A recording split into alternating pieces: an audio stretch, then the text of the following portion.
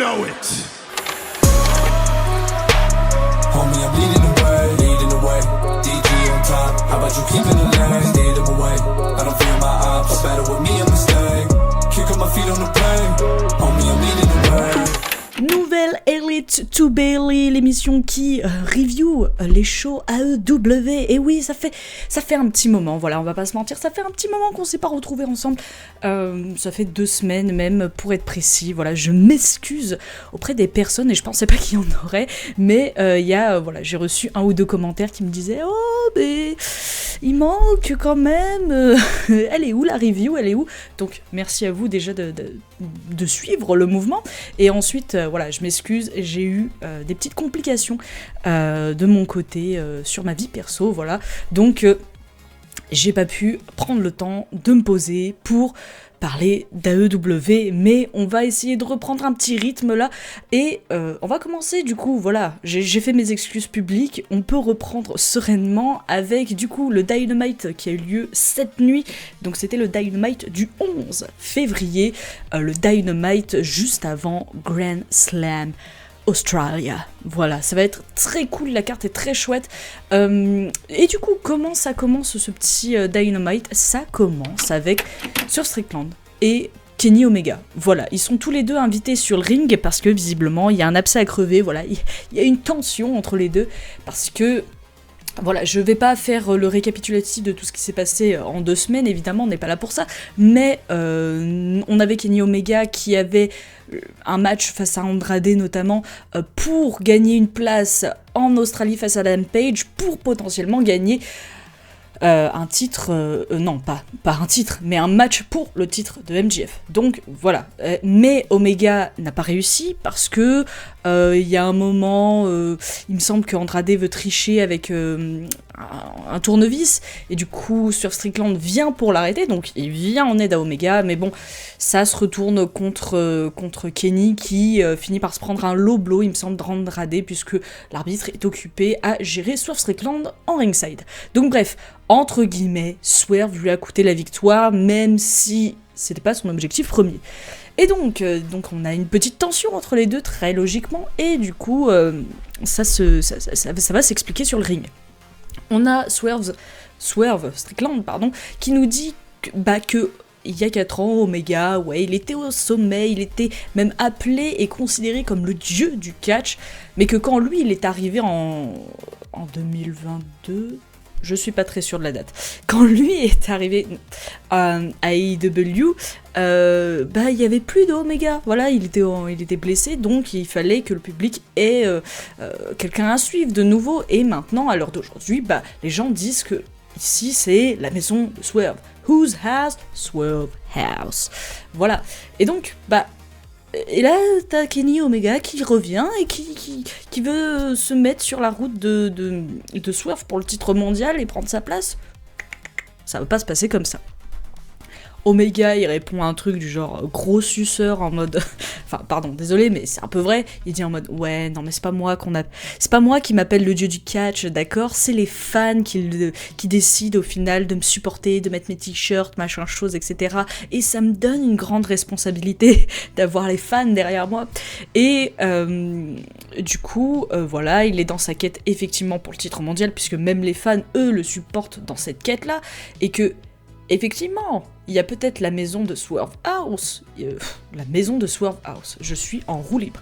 Effectivement, du coup, c'est peut-être la maison de Swerve ici, mais il y a personne, voilà.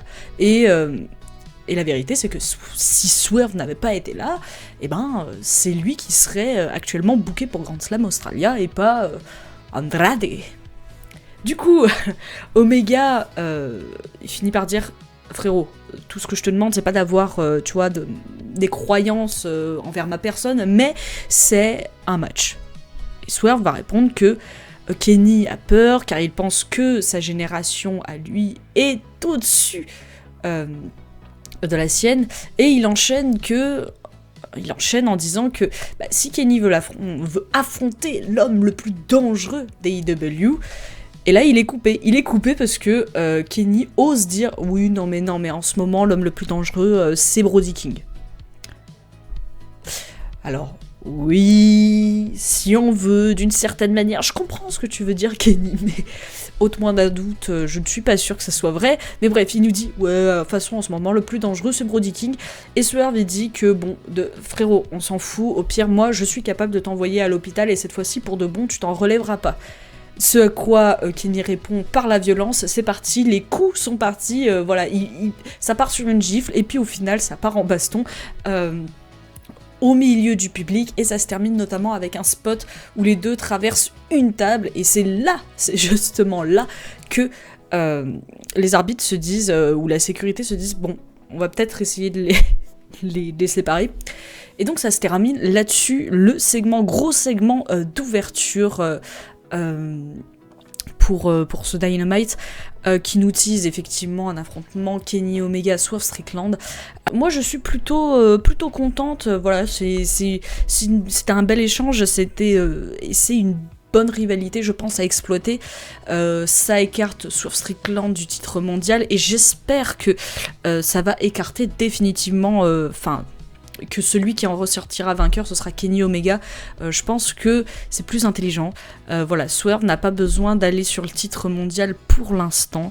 À mes yeux, je pense que c'est plus intéressant, c'est plus sympa de donner à Kenny Omega peut-être ce dernier run pour le titre mondial avant de nous dire au revoir. Moi, je trouve que ça a plus de sens, donc j'espère que ça va le faire pour Kenny Omega, voilà, que Andrade ou Adam Page fera ses bails à Grand Slam Australia, que ça se terminera, et puis qu'Omega aura du coup plus tard une opportunité au titre mondial.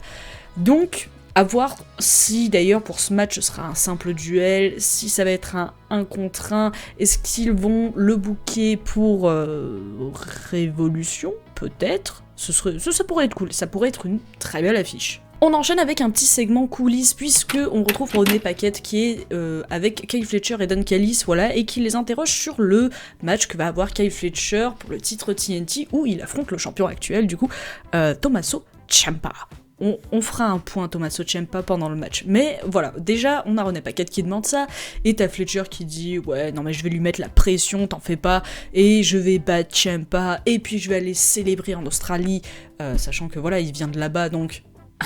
il aimerait vraiment être champion. Et du coup, petit truc intéressant, c'est que il demande à Don Callis de le laisser gérer ça seul. Voilà, il lui dit, frère, n'interviens pas, laisse-moi gérer ça.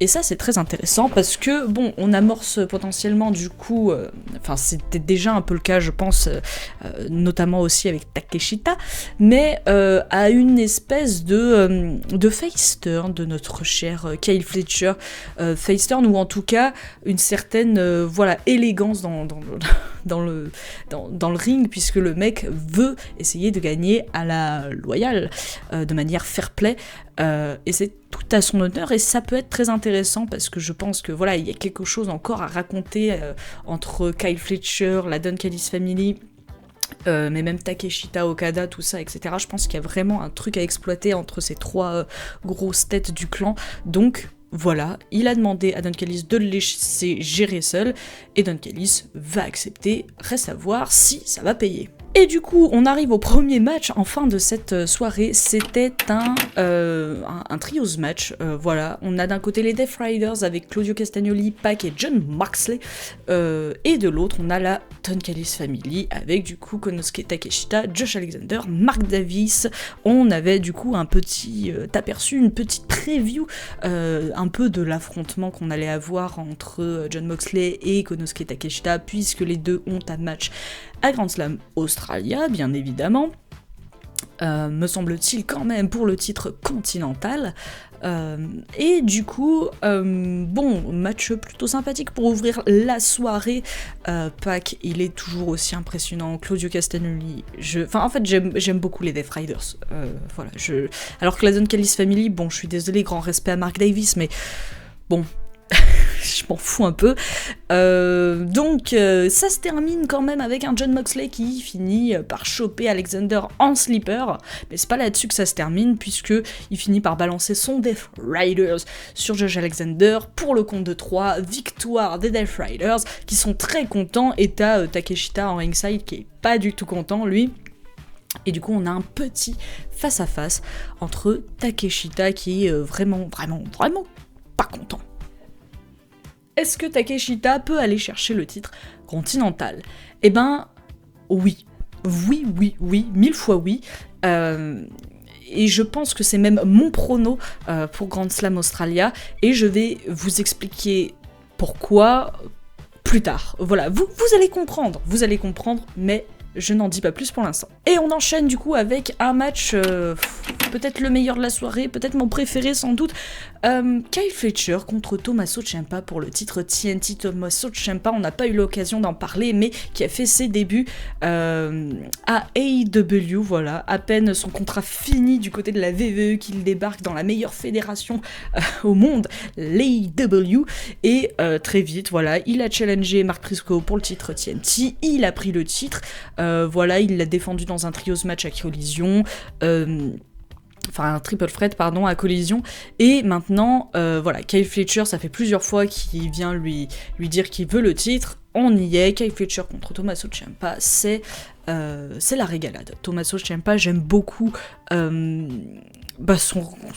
arrivée à AEW, je trouve que la musique, le style, enfin je trouve qu'il fait grande impression, et franchement, je suis très contente de le voir là, et je suis très contente pour l'instant de ce qu'il a accompli, c'est un sans faute de mon côté, et du coup, voilà. Est-ce que c'est déjà la fin pour Tommaso Ciampa, puisqu'il affronte quand même Kyle Fletcher qui a déjà été champion TNT. Alors, déjà c'était la régalade totale sur ce match, moi c'est mon match préféré.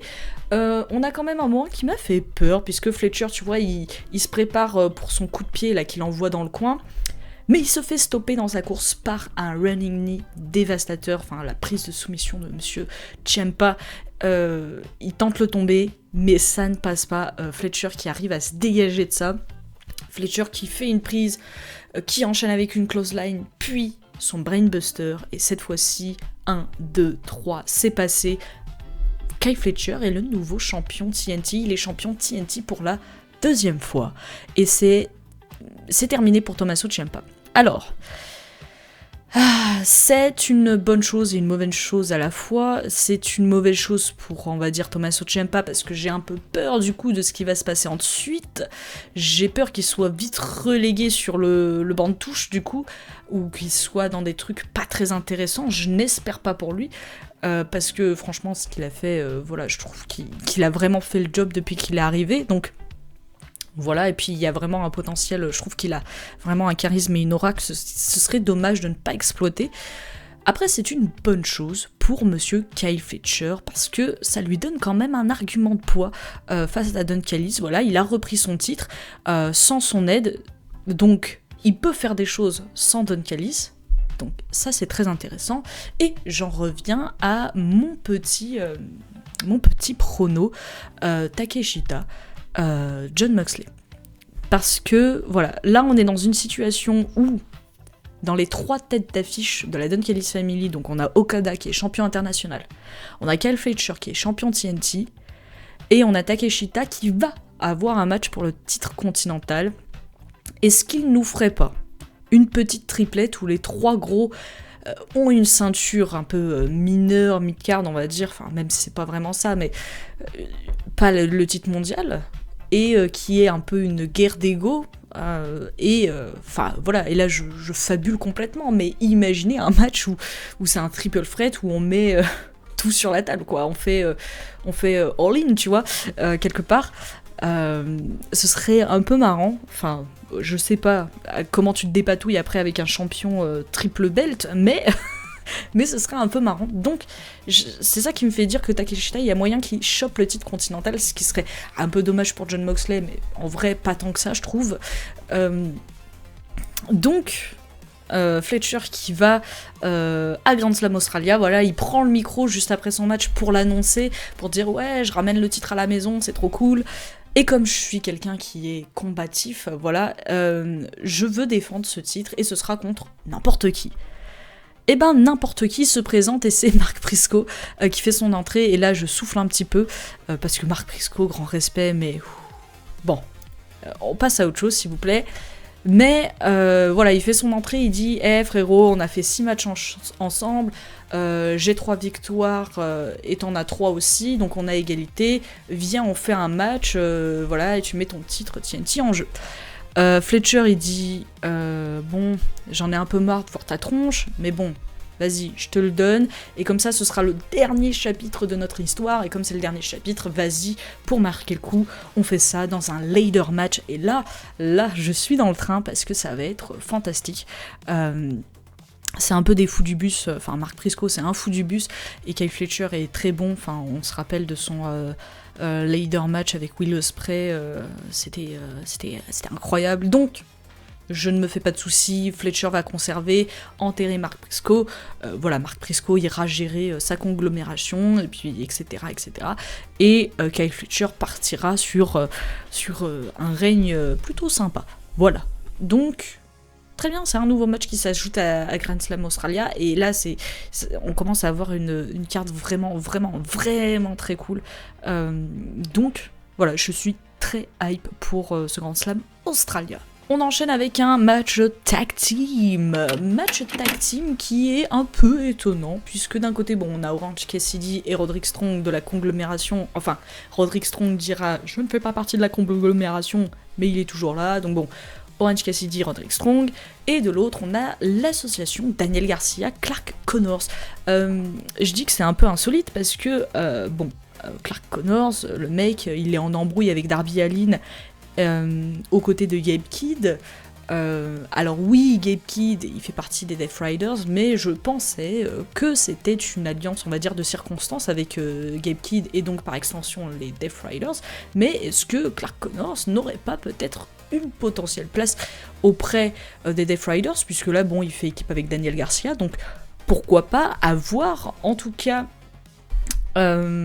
c'est pas ça qui va être, enfin si, ça va être un peu le nœud du match, mais on a avant ça un petit détail, puisque Orange Cassidy et Roderick Strong, ça le fait pas.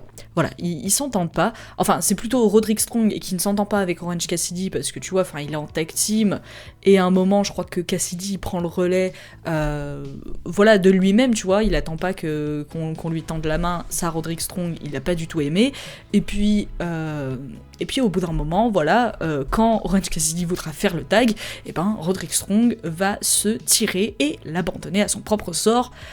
C'est pas cool, mais au moins, enfin, il s'est tiré de la conglomération, enfin, il dit il fait ce qu'il dit, pardon, surtout, donc, alléluia, Strong a enfin fait quelque chose, au revoir, et du coup, Cassidy, bah, il se retrouve en 2 contre 1, Bichette, donc il se fait bolosser, Bichette, mais, voilà, il réussit quand même à s'en sortir. Comment, me direz-vous ? Eh ben, grâce à Darby Allin, puisque Darby Allin, je vous l'ai dit, il est en embrouille avec Clark Connors. Du coup, quand Connors il s'approche un peu il est en ringside et il s'approche un peu du public, t'as un Darby Allin qui sort de nulle part, qui l'attaque, qui le chope, qui l'emmène avec lui, et du coup, bah, Garcia se retrouve avec Orange Cassidy, il tente une prise de soumission, mais ça passe pas, il est renversé pour un compte rapide, victoire d'Orange Cassidy qui s'en sort malgré, voilà, le départ lâche de son partenaire.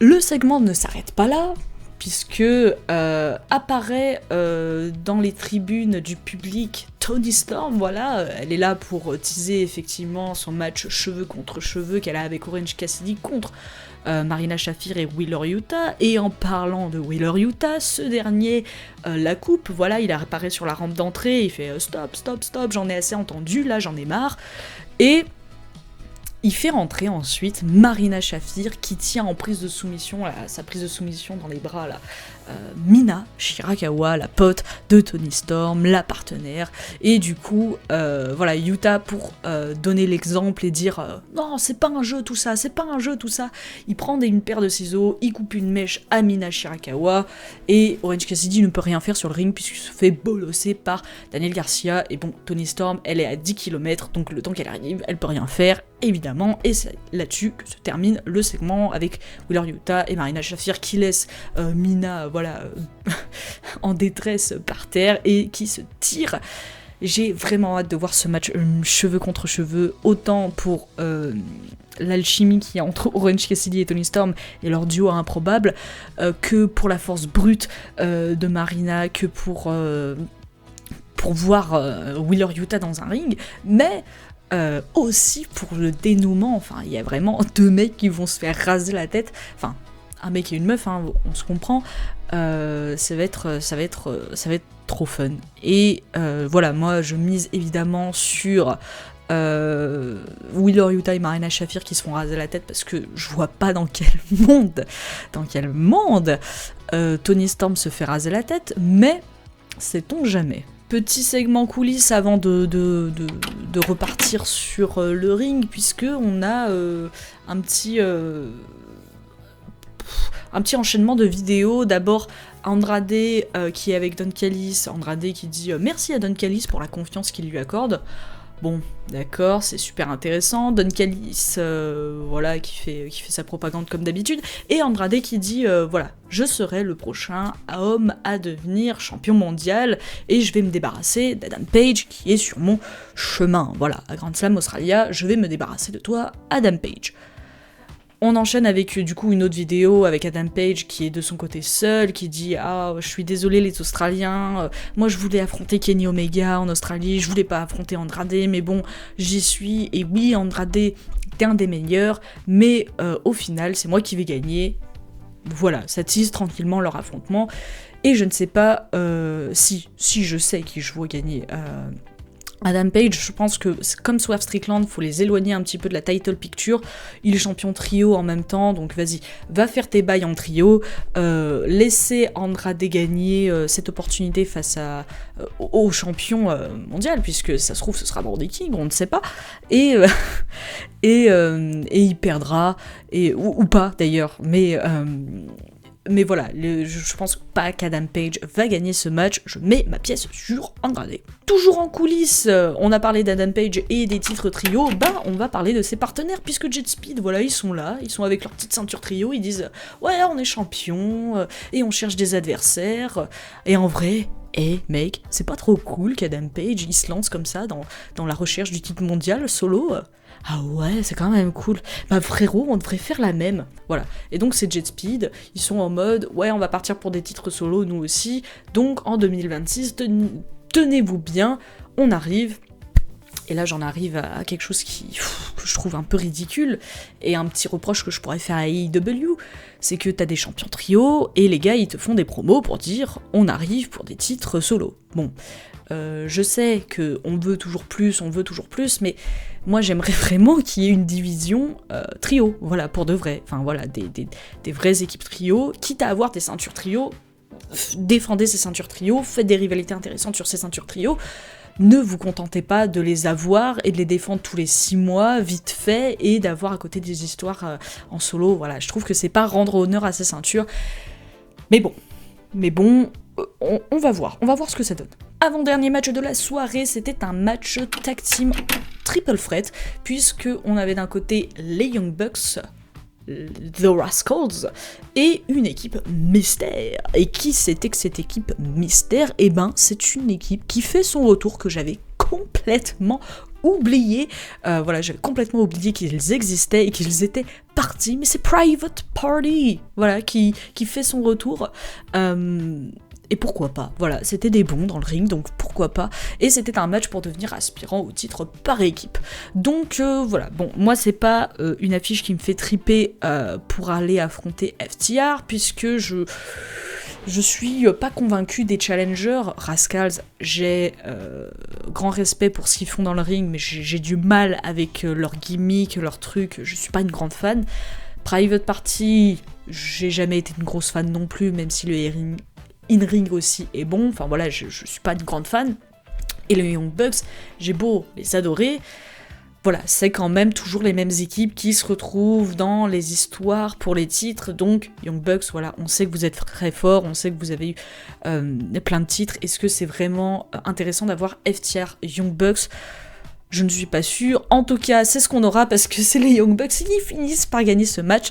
Bon voilà, ils sont allés sur la valeur sûre. En tout cas, FTR les champions rejoignent le ring pour faire face à leur nouveau challenger et dire grosso modo ouais, à une époque c'est vrai qu'on était jaloux de vous les Bucks, mais maintenant c'est vous les seconds, et ils disent nous dans toutes les promotions dans lesquelles on est allé on a eu plein de succès, alors que vous, il a fallu que vous créiez votre propre promotion pour avoir du succès, donc bon, voilà. Bon, ce à quoi les Bucks répondent par des super kicks avant de se tirer. Voilà, c'est réponse élégante ma foi.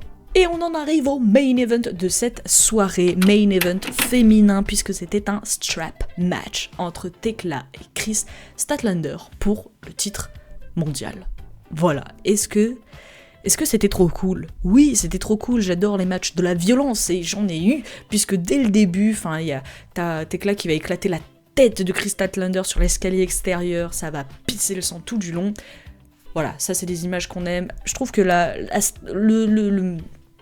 stipulation strap match, c'est pas ma préférée, mais je trouve que là, elle était plutôt chouette, plutôt bien exploitée. Franchement, j'ai passé un très bon moment.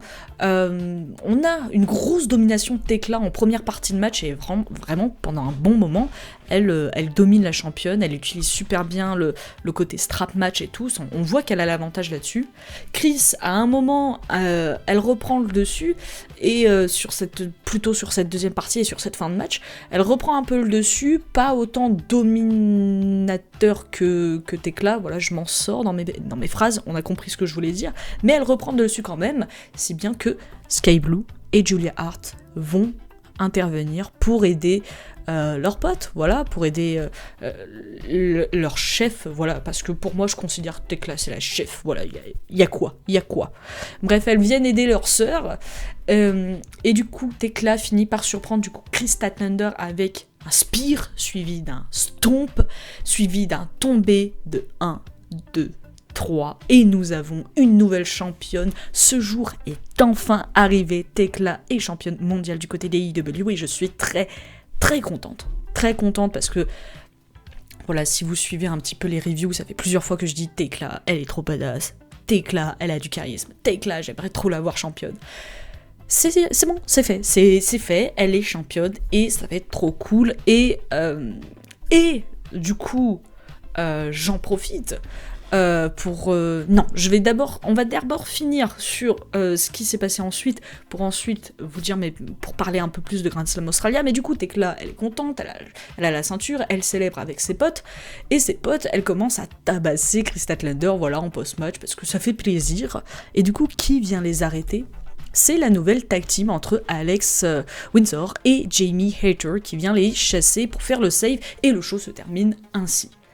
Alors, qu'est-ce que je voulais rajouter par rapport à Grand Slam Australia ? Déjà, très bon Dynamite, j'ai vraiment passé un bon moment, belle surprise, Kyle Fletcher qui reprend le titre, Thekla qui reprend le titre, franchement, on a bien mangé, je trouve.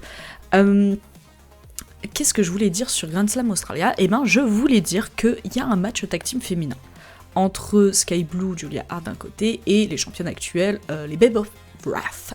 Les Babes of Wrath. C'est un peu pénible à dire comme prénom, on va pas se mentir. Et j'ai un prono simple, voilà, ah mais non, je dis n'importe quoi. Attendez, je dis n'importe quoi, je crois. Je vais revoir et je vous réponds. Donc je confirme que j'ai dit n'importe quoi, puisque c'est pas du tout contre Skye Blue et Julia Hart qu'elles défendent leur titre, mais c'est contre Megan Bayne et Penelope Ford. Bon, ça casse un peu ce que je voulais faire. Moi j'étais partie en mode ouais, on va avoir un clan là avec toutes les ceintures féminines, ça va être trop cool. Bon, non. Ça ne change pas mon prono, qui est que moi je pronostiquais, quoi qu'il en soit, une défaite de Willow Nightingale et Harley Cameron. Voilà, Willow Nightingale, elle est championne CBS, elle va aller faire ses bails là-bas. Megan Bayne, Penelope Ford, il faut qu'elle gagne, voilà, j'adore Megan Bayne. Et ce duo, pour moi, c'était elle que je voyais championne déjà à la base dans le tournoi. Et je n'en démordrai pas, je pense qu'elles vont devenir à Grand Slam Australia championne, voilà. Ça ne change rien à mon prono, et peut-être que, à jour, qui sait, on aura mon clan avec full ceinture, on sait pas. on sait pas, mais du coup voilà, j'ai un peu fumé la moquette, désolé, je m'excuse, j'étais persuadée que c'était Triangle of Madness qui affrontait les championnes par équipe ce week-end, pas du tout. Ça ne change pas le fait que c'est ciao pour les Babes of Wrath, elles vont perdre ces ceintures, j'en suis sûre. Du coup, on en arrive à la fin de cette review, voilà, on arrive à la fin de ce Elite to Bayley spécial Dynamite, et normalement, nous nous retrouvons ce week-end pour la suite, pour Grand Slam Australia, voilà, on va en parler tranquillement, ça va être trop cool, j'espère que le show sera à la hauteur de mes espérances, parce que là, je suis vraiment hype pour le coup, je suis vraiment très hype de ce qu'ils vont proposer, voilà, prenez soin de vous, et à la prochaine.